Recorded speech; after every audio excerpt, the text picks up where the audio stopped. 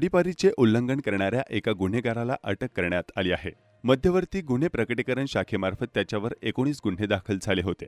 मंगळवारी रात्री गस्त घालत असताना मध्यवर्ती गुन्हे प्रकटीकरण शाखेच्या पोलिसांना मीरा रोड पोलीस ठाण्याच्या हद्दीत जहांगीर सर्कल या ठिकाणी तडीपार कारवाईत एक आरोपी दिसून आला। त्याला ताब्यात घेतल्यानंतर त्याच्यावर कलम 142 नुसार कारवाई करण्यात आली असल्याची माहिती मध्यवर्ती गुन्हे प्रकटीकरण शाखेचे वरिष्ठ पोलीस निरीक्षक राहुल राख यांनी दिली। पेट्रोलिंग करत असताना त्यांना बंटी उर्फ आशिष अरविंद चोबे राहणार मनोपस काश्मीरा आपल्या जांगीड कॉम्प्लेक्स या ठिकाणी फिरताना दिसून आला।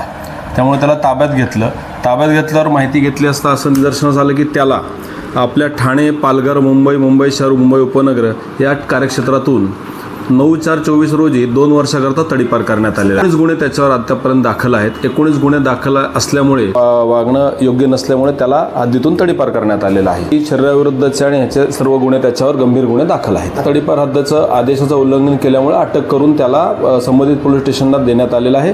ते पुढील न्यायालयात हजर करून कारवाई करीत आहेत।